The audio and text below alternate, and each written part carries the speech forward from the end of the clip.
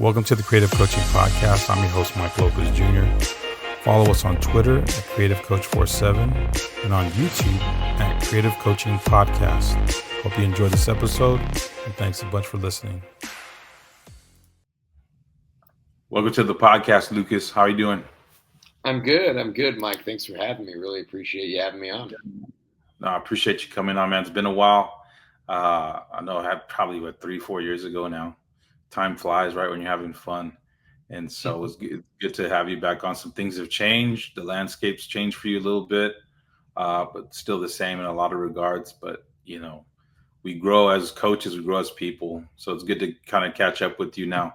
How are you and your family doing, man? Because I know that's something close to your heart and just the day-to-day. How are y'all doing? Yeah, no, things are good. Thanks for asking. The wife is doing good. We've been married for a little over a year now. Awesome. So I'm doing something right. You know, we're still married. So things are good. You know, with her family, her immediate family, my immediate family, my parents, my brother. So things are good. That's awesome, bro. I'm glad to hear that. Now, I want to ask you, because this past year, you had some success. Man, you had 3 dynamic freshmen, things of that nature, like just a great season overall, I would say. From a lot of coaches' metrics, right? You know, at the high school level for sure. How did you grow as a coach this past season? Because success doesn't always mean growth. It could also mean, more problems and stress and then kind of not meeting what you wanted, the expectations you had. So how did you grow this past season as a coach? Yeah, no, I mean, I think it's even bigger than this past season. I think it's like the process of the last couple seasons. Yeah.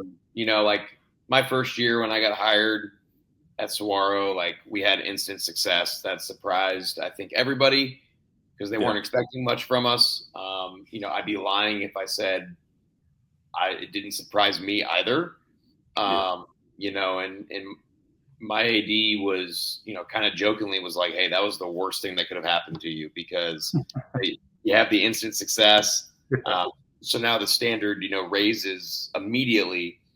And, there was some truth in that, because I think like with myself, and everybody, like human nature, right? Like our expectations always grow. And that was something that I kind of had to battle too, was like, hey, like every year it's not meant to be picture perfect, or every year is not meant to be, a championship winning year, quote unquote. So like, I always talk about this, like reflectively now, I don't think coaches kind of open up enough about it because, we have egos and we have different things. But it was great to start off with that success, but then followed by that success, like we had an okay year, and then we really had like a really, really rough patch. So I think kind of going through all of that and now heading into year 6, having kind of every sort of type of season you can have, great, good, okay, terrible, from a wins-loss perspective, or even just kind of like the culture of the program not being where you want it to be at any given point. Like going through all of that is I think what's been like the most rewarding or defining part of it all. Is kind of riding through the peaks and valleys. Like that's kind of like the growth. I think it's not just 1 year. I mean, I think because if you break it down going into 1 year to the next, like going into this past year, like I had an idea we were going to be pretty good relative to our league, relative to our level. And that's just because we have better players, like more talented players. Because, I always tell people we've always had really, really great people in our program. We never have to worry. Like one of the best compliments that I get from my principal consistently, Ann Oxiger, is like, I never have to worry about your student athletes' character and their academics. So like I know we're going to hit those barometers every year. But for us as coaches, like, of course, we judge ourselves probably more harshly than many others do. So the last 4 or 5 years, kind of going through all the ebbs and flows on the court and off the court's been really rewarding. So when you have a year like we had this year, it definitely makes it worth it, and definitely makes it worth those days where you're banging your head against the wall, wondering why am I doing this? Yeah. And you had so much success, not just in how the season went, but like I hear what you're saying, it's a culmination of the experience and the journey. And I think a lot of us as coaches, we have to see it for what it is if we're playing the long game, right? Because we want that first year instant gratification, almost. That's what it was like. And then it's kind of fool's gold in a sense. Absolutely. Although it does help you to set a culture, right? An expectation of winning. So that was good from that perspective, because easily you could have rolled out a five and whatever season like you did the second year, right? So like Yeah, you have third year, this, man. That was yeah. for So I mean, sure. yeah. So better to start off with a bang than to start off with a dud. But yeah, man, I hear you completely, and that is, it takes growth. Like I've been through seasons like that, and thinking to myself in the span of 2 years, 3 years, how things could have gone better. What could I have done better? It's kind of always where I go back to now. Culture. You talk about culture. It's super important when high school kids are concerned, because if you don't have a culture in place, man, something's going to be in place, but Yeah. a healthy culture, that is. And so that's cool, man. It's working with high school kids is the most rewarding and fulfilling thing. I mean, that's hands down for me, Yep. easy. So I hear what you're saying. Now, even with your athletes that you're sending to the next level, how many are you guys sending out this year? Yeah, we have 6 seniors, and as of right now, 4 of them have figured out where they're going. I Awesome. got 2 more that they have some interest, and they just got to kind of figure it out. Yeah, that's But yeah, awesome. no, I mean, we've been super lucky. I mean, I think we're a great example of a program of, if you really really love the game and you want to keep playing, like I think we have the relationships and the network to really help you find that place if it's something you're willing to do. Because a lot of our seniors didn't get the playing time that they probably A wanted or B thought they deserved. Yeah, And for them to find opportunities is a great reflection of who they are as people, their work yeah, ethic, their skill.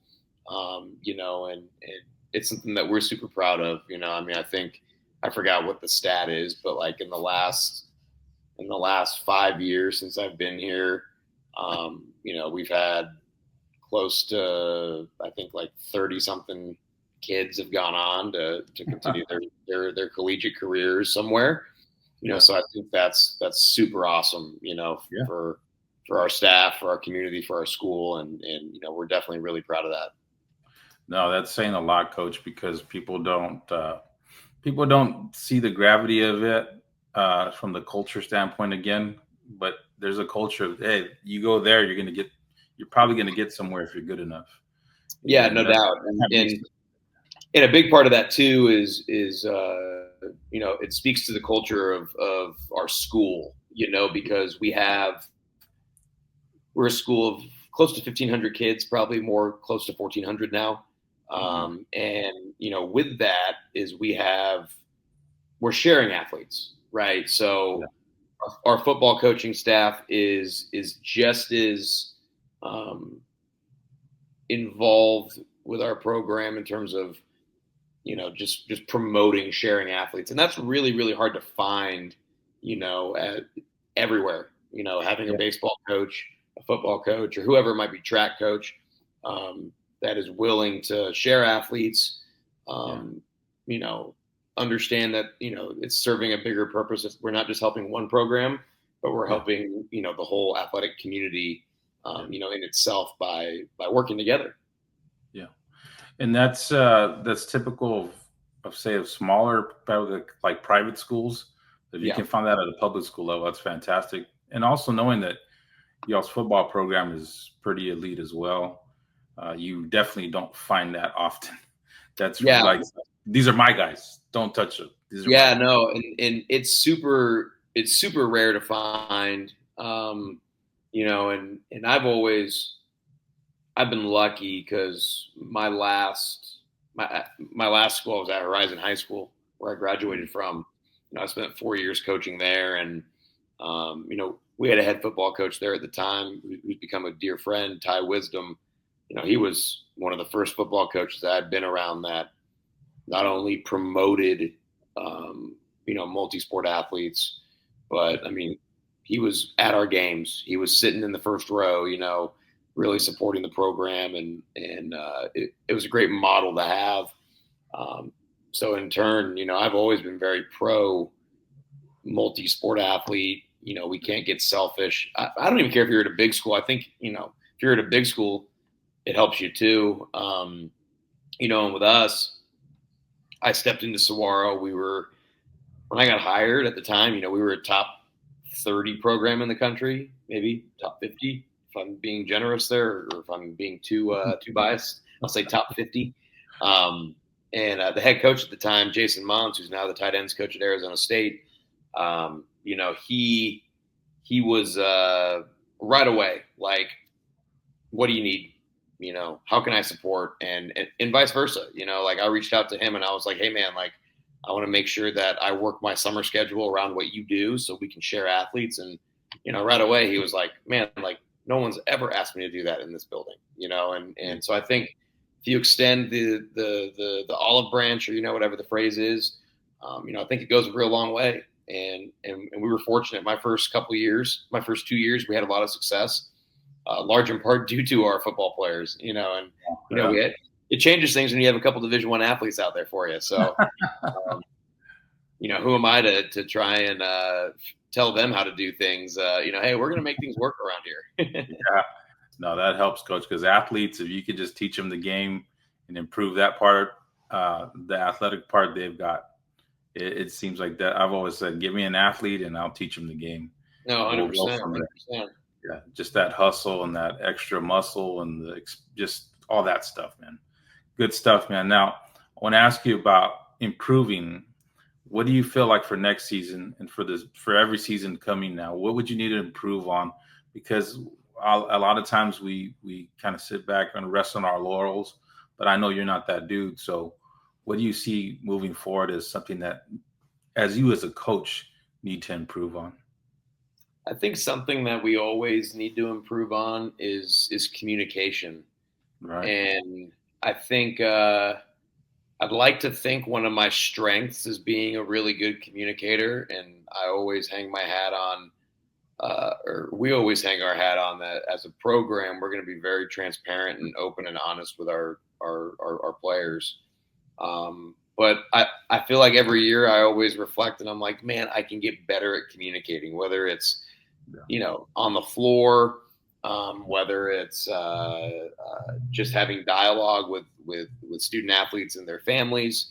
Again, I think it's a strength of mine, but I think there's always ways that we can continue to improve, because sometimes what's assumed, for me might not be the assumption of, others. So I think always trying to make sure that you're improving with your communication. The more I do this, like the basketball stuff always takes care of itself. Like, right. Some years we're going to be really talented. Some years maybe not as much. Some years you could argue like, oh man, we're really squeezing everything we can out of the group we have.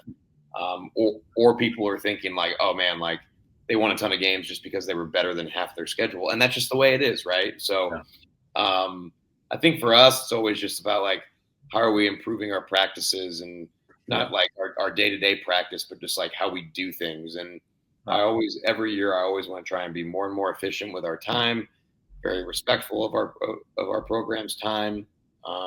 So every year we evaluate as a staff, like what we need to do to get better. How can we make this segment of our season better, whether it's the spring or the summer or the fall. And part of that too is just making sure you have great people around you. So we have a tremendous coaching staff. They're all a bunch of studs, and my staff's gotten better as time has gone on. I want people to tell me the truth. I want people to be honest with me. I want people to share their opinions.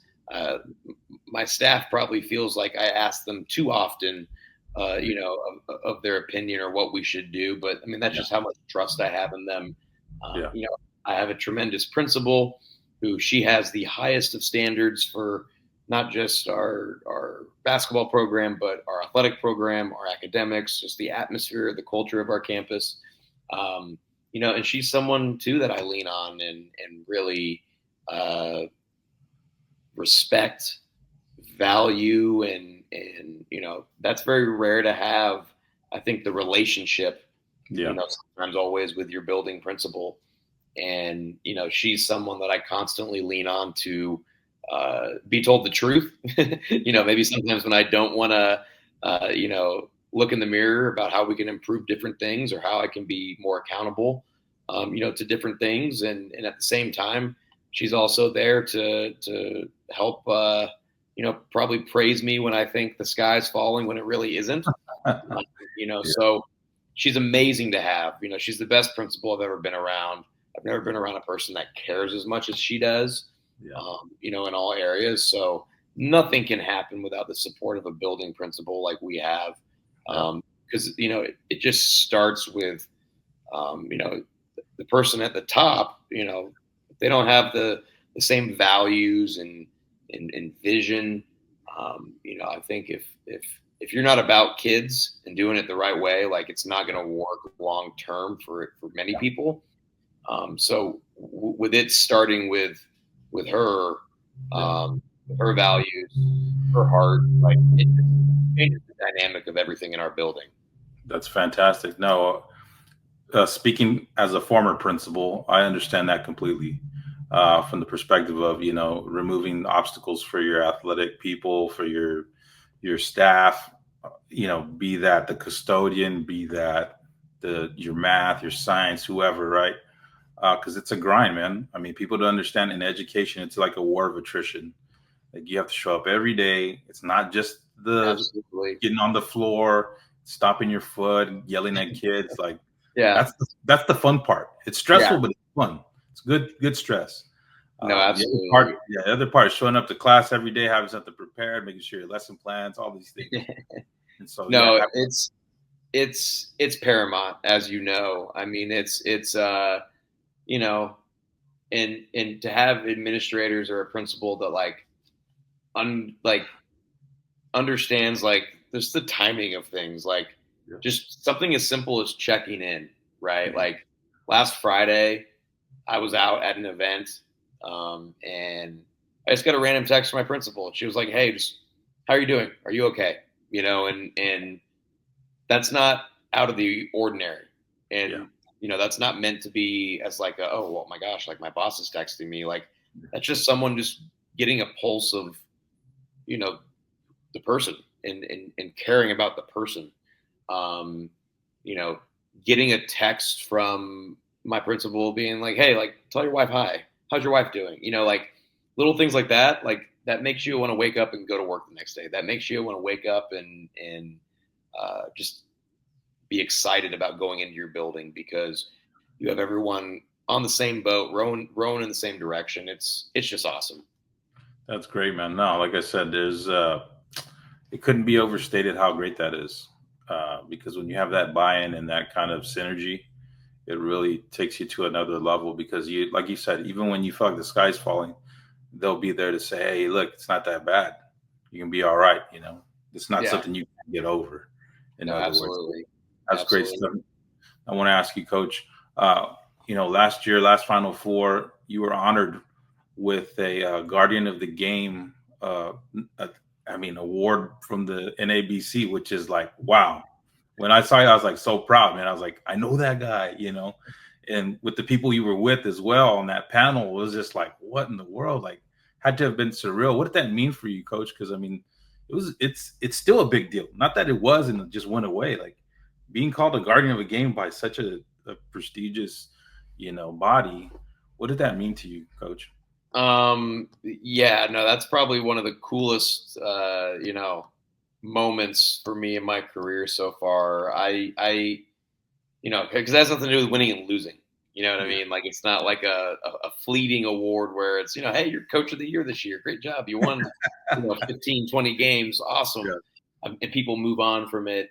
I joke around they just wanted to find someone local. We were in Phoenix, my hometown, so the dots connected. But no, it was super cool. I was sitting in class actually, and I got a phone call from a number I didn't recognize, and I let it go to voicemail, and then how you pick up your phone and you can kind of read the text of the voicemail, kind of get a feel for who it was. It was like, hey, this is Craig Robinson, Lucas. You mind giving me a call back? And I'm like, Wow. Craig Robinson, what the heck? So super cool. Like had a brief phone call with Coach Robinson, and I told him to tell Barack to say hello. Yeah. But he owes me a call. But no, I mean, like all kidding aside, like super cool. To get it for inclusion, something that means so much to me in our organization with the LABC. It was super awesome. And like, if you look at the list of guys who won it before me, the John Calipari's, the Frank Martins, Tommy Amakers, Tavares Hardy, like, I mean, rare. He got all these guys, and I'm like, all right, yeah. And the Saguaro high school coach, that's cool. But yeah, no, I mean, it meant so much. I laugh every time, I'll see coaches out and about on the road or wherever, and they'll be like, oh, the Guardian, and it always brings a smile to my face, but super humbling. But like I mentioned when I was getting presented the award, the award's not for Lucas Ramirez. I put myself out there, but there's so many people behind that. It starts with Jason Ludwig, the founder of the LABC. Without the organization, I'm not out there, publicizing things and helping spread the word and kind of be a boots on the ground kind of guy. And even bigger than that, like without the Sergio Roccos and the Shaky Rodriguez's and all these other grassroots Latino coaches that really paved the way, the Frank Martins, the Tony Pujols, without those guys, like we don't even have an organization to begin with. So I'll end with this. Like the coolest thing was Anthony Grant was at the same ceremony, and he was getting recognized for his work with mental health awareness. Yeah. And he pulled me aside after and just thanked me for mentioning Shaky Rodriguez's name, his high school coach. Wow. And, I didn't mention Shaky's name just to get an attaboy. I mean, it was genuine, right? Like Shaky Rodriguez is one of the founding fathers of Latino coaches, and his impact is so immense. But to me, like that was the coolest part. Like to have Anthony Grant pull me aside, we had just met each other, and he was just like, hey man, like that meant the world to me that you mentioned my high school coach. And, it meant a lot in many ways. Like Shaky's a pillar in the Latino coaching community, but it also just goes to show the impact that like high school coaches can have, on their players. And Anthony Grant played for him and, kind of grew up with him. So I thought that was kind of one of the coolest things, kind of about that. Yeah. Almost like it's 6 degrees of separation. Yeah, no, absolutely. That's what's crazy is like everybody knows everybody. Like somehow, some way, there's some sort of connection, So it's pretty. The basketball world and the world in general is not as big as we think it is. It's shrinking day by day, man. Awesome. No doubt. Oh. Sorry if you hear a dog crying in the background. No, it's okay. It's okay. I've got dogs, so I know how that goes. Now, Coach, I want to ask you. We talk about your work with the LABC.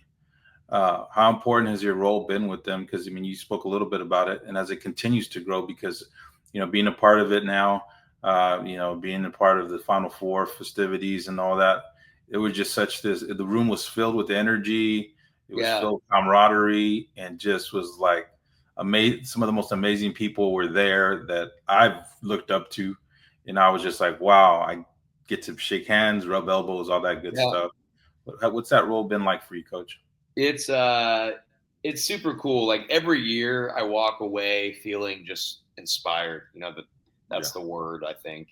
And I think we all can relate. And getting more involved every year has been super awesome.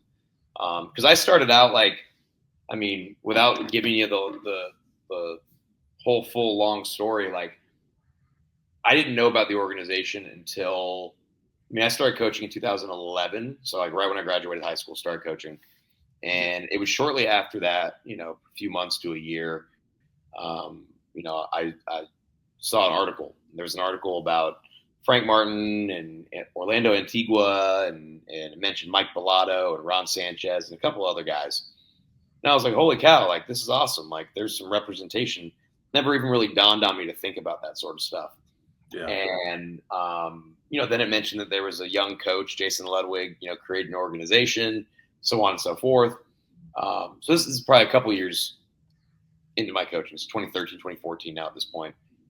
There was a spotlight on it, and it just talked about the organization and growing and, all these different things. And at the time, Jason was at Arizona State, and I was going to school at Arizona State, and, reached out to him, emailed them, hey, would love to come check out a practice. And, they were great, went to practice, whatever it was.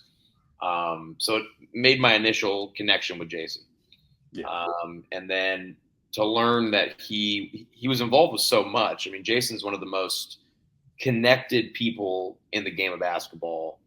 Not only is he a great coach, tactician, player development guy, recruiter, but just like his genuine connections and relationships is something I admire so much about Jason. And to see him throughout the years, I started out as an attendee at the LABC luncheon, and to see it get bigger every year and to grow, and I mean, it's just awesome. It was 2020, pandemic. I had just gotten the job at Saguaro actually. And, I always told Jason throughout the years, hey man, let me know if you need anything. Let me know how I can get involved. Would love to. And, Jason reached out and was like, hey, like, we got time right now. There's nothing to do. Everything was shut down. So it was the perfect storm. Obviously it was a very trying time in our country and society and our world. There was so much going on, but, one of the gifts of it was, growing our community and adding more organization to it. So to see it grow every year, not just on the men's side, but the women's side, is awesome. And, it starts with Jason, his vision, his network, his connection, just his genuine, just gift with people, is something so great to see. And, the world's going to see it soon here when he's a head coach, hopefully here in the next year or two. And, his time is coming, and people in the basketball world know just what a great job he's done with the organization. And, its best days are definitely ahead. Yeah.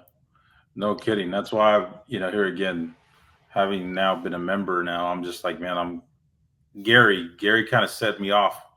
Everything he had to say at the luncheon was just kind of lit a fire underneath me. Not that I needed one per se, but just to give that kind of, I don't want to say call to arms because that sounds too like militant, but kind of, you know what I mean?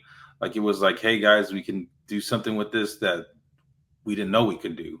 This could turn into something great, and it's an opportune time, and see it for what it is. Instead of just seeing it as just like, hey, I get together with, some of my bros and just, what's up, Vato, what's up, guy, whatever, you know what I mean? Like, it's not just that. Like, we can do that, but we got to see it for what it really is, and it's coming together. And so I was really fired up with that. And here again, it's a pleasure to be a part of it. And, I look forward to all the ones coming up. Now I'm not going to miss one. I'm like, okay, Indianapolis, get my reservations, get all that stuff done. Because not only that, my dad got to be a part of it too, and he really enjoyed it. And my dad grew up on the west side of San Antonio, kind of like Orlando did. He went to the same high school as Orlando did. Yeah, he went to the exact same high school, so awesome. They kind of have the same background, stuff like that. So to have him part of that was a lot of fun. It really moved him. And so, I appreciated it so much, and what you guys do, Jason is amazing. Like you said, when he becomes that head coach, it's going to surprise nobody, and he'll probably have so many people rooting for him beyond belief, except for the guys he has to play against. Yeah, yeah, Sure, yeah, probably no doubt. Yeah, but to just kind of echo what you said, yeah, no, I mean, to have so many people across all walks of life and coaches at the high school level and former administrators like yourself, coaches, just people from all areas. Like that's what makes it really cool. Is that aspect of it, is that we're connecting everybody. It's not just exclusive to Division I coaches or Division I assistants or whatever it might be. But the fact that you see so much growth. There's people from all walks of life, like I said. I mean, shoot, we had a former mayor in the house, former cabinet member. To spend a couple minutes with him was incredible, and the fact that he was willing to show and recognize, kind of what we're doing was exactly kind of the point. It's like we're trying to bring people together and bring awareness to our organization. And yeah, no, I'm excited for the future. And, you better book your room early for Indianapolis, man. It gets pretty pricey. It gets pretty pricey out there when you make the trip. So that's what I've heard, man. They said it's the spot though. It's one of the best cities to have it in. Now, Coach, I want to talk to you about mentorship and how that's impacted your leadership, both in education and basketball, because, here again, we're both educators, we're both coaches at the high school level, and mentorship means a lot. Like you talked about the support from your principal and whatnot. How important is mentorship for you in both of those spaces? Yeah, no doubt. I've been so lucky with people that I've been mentored by, aligned myself with. Whether it be strategically or not strategically, it's just kind of the way. Like I've been lucky. Like I've been blessed to, first off, I was raised by two incredible parents. Nice. So it starts with that. Right. And then, after that, like you're just a sum of your experiences, right? So I had a ton of great teachers growing up. I can think about a handful of teachers in elementary school that I still remember. I remember my basketball coach in 5th grade, in 6th grade. He was incredible. Lance Sullivan was his name, right? Like you just remember that. And I can't remember how great of an X's and O guy he was. I mean, shoot, we were in 5th grade, right? Like we weren't like, running slobs and blobs and all that. Yeah. Yeah. No, I mean, but shoot, like it was rec basketball in the neighborhood, but we had a great fun experience. I remember being coached hard, and it was done the right way. And then fast forward throughout high school, like I remember plenty of teachers, and here's where it gets cool. Like those teachers I had in high school, they were colleagues of mine, when I started teaching. So, being surrounded by a ton of great teachers, and then coaches I've worked with, Mike O'Gwyn, he was my AAU coach.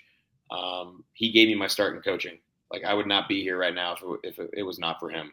Paul Sanger, he was one of my high school coaches. Like without him, like I probably don't even think about coaching because like we have a relationship to this day. He was on my staff for numerous years. Administrators, like I already mentioned, my principal, Ann Oxiger, like she's fantastic. The model of what a building principal should look like. I also had a great principal at Horizon High School in Linda Inett, athletic director, Dina Anderson, assistant principal over athletics there, Candy Kelly, like so many different people who just helped you grow. They pushed you, they challenged you. I'm forgetting Matt Gordon, who I worked for at Phoenix College, one of the best coaches I've ever been around. Jerry Connor, who I worked for at Horizon High School. Hall of Famer, so like the value that they have helped bring to my life, like there's no words for it. Right. And a lot of it has nothing to do with like X's and O's or like lesson plans or, this, that, and the third. Yeah. They were people who were willing to be authentically themselves. They were willing to open themselves up to me, and vice versa. Let me open up to them, Yeah. and at the same time, like challenge me, hold me accountable. When I was 21 and 22, 23 years old, I thought I knew it all. I thought I could do it all, Yeah. whether that be in the classroom or coaching. And even when I didn't realize it, and maybe I didn't even like it at the time, they were willing to tell me the truth, and they were Yeah. willing to just like keep it real with me. And Yeah. that's where I'm at now, where I can walk into my principal's office, I can walk into my AD Matt Harris's office, who's tremendous friend I've had since even before we started working together at Saguaro. Like, we can have honest conversations with each other, and we can be Yeah. real. I can look at my AD and be like, I don't agree with you, or I don't agree with that, Yeah. but like, we're good, and I can look at my principal and she can look at me and be like, we didn't like that. I didn't like that. You didn't like that. But like, guess what? Like, we can move forward, and Yeah. we're all coming together from a place of love and care. And then same, like, coaches I've worked for with, my staff now, people that I've been on staffs for, like, we've all been able to have that open dialogue and just help each other get better. And Yeah. I hope to continue to surround myself, with people, no matter what my next steps in the journey are. Yeah. I want truth tellers. I want accountability. I might not like it for a second, but it's going to get me better. Same with our Yeah. players, right? Like, Yeah. we're going to hold them accountable. They're not going to love me all the time, but at the end of the day, they're going to know that there's a genuine relationship there, and we're just helping each other, create the most value for each other.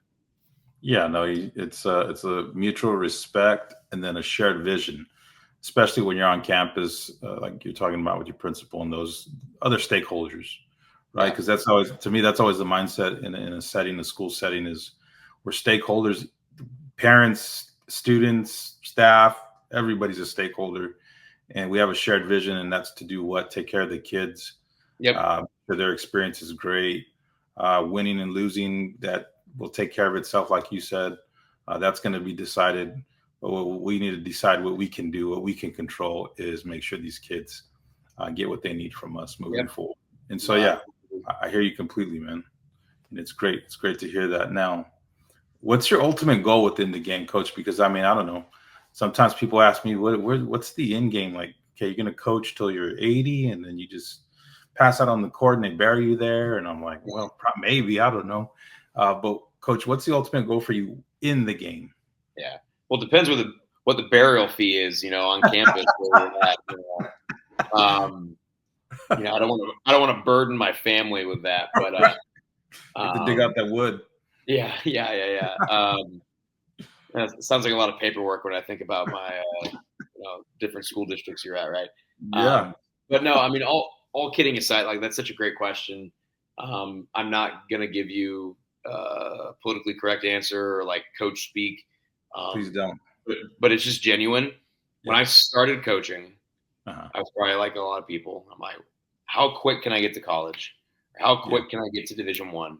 And that was my mentality. And I was really, really bad about that, because all I cared about in the beginning was, I want to win and I want to move up, and let's just see like how fast it goes, and like just like how quick it's going to happen. And as time has gone on, I don't know, you just get older, you get smarter, you get wiser, I think, over time. And you just start to understand, and I think, forget coaching, just like in life, right? Like, you Yeah. just understand like what is the most important things to you. Yeah. And for me, I just learned that like family mattered, a Right. ton. The people that you're with matter, your friends, supporting people, just like that work-life balance. Yeah. And I think you can have work-life balance in Division 1. I think you can have it, it just depends on who you're working with and for and what the environment is. But as I got older, like I just realized, like, you cliche, I know, but like, you got to make the big time where you're at, and you got to do your best work where you're at. You can't worry about the future. You can't worry about, this job or that job opening, or, hey, if so-and-so gets this job, like I might have a chance to go with them. Like, and it's really easy to get caught up in that, and guilty as charged. But, I have, in the last 6 years, or going on 6 years, I haven't looked for a job. I haven't asked anybody for a job. I just haven't been interested in, like I love where I'm at. I love building what we're building.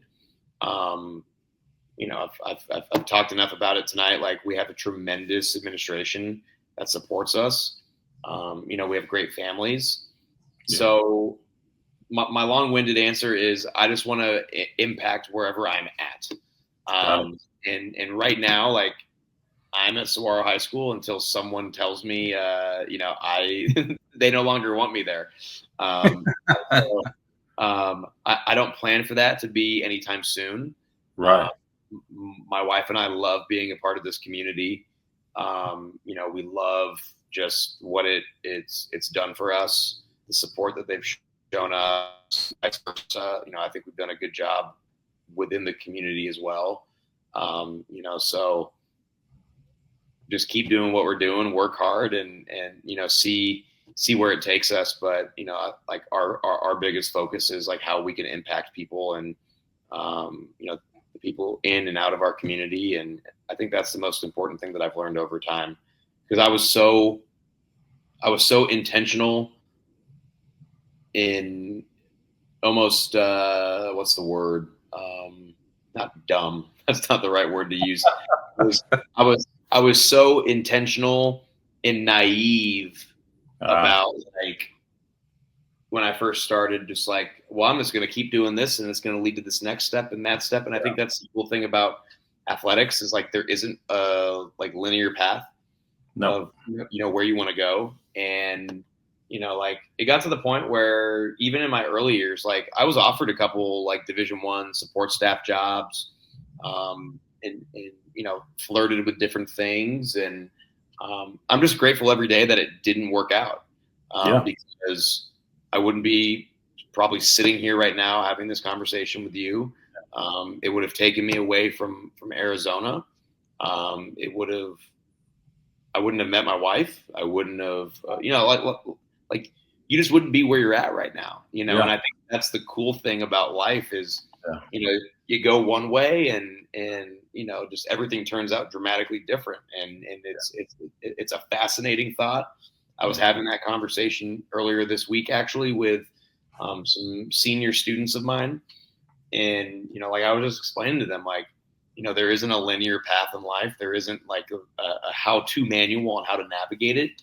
Yeah. And it's almost scary to think like one decision just takes you in a completely different path. Doesn't mean it's necessarily a bad thing, but it's just a different life trajectory. So, we love where we're at.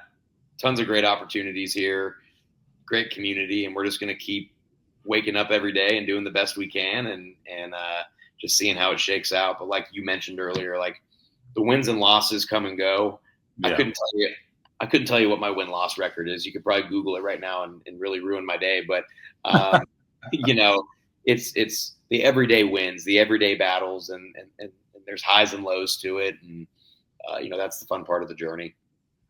Coach, I appreciate it, man. Yeah, I would say keep up with your wins loss just for yourself. I do it. And I look back, I don't remember hardly most of those wins, but I remember a lot of the losses. And that's kind of one of the things that, we learned from. But absolutely.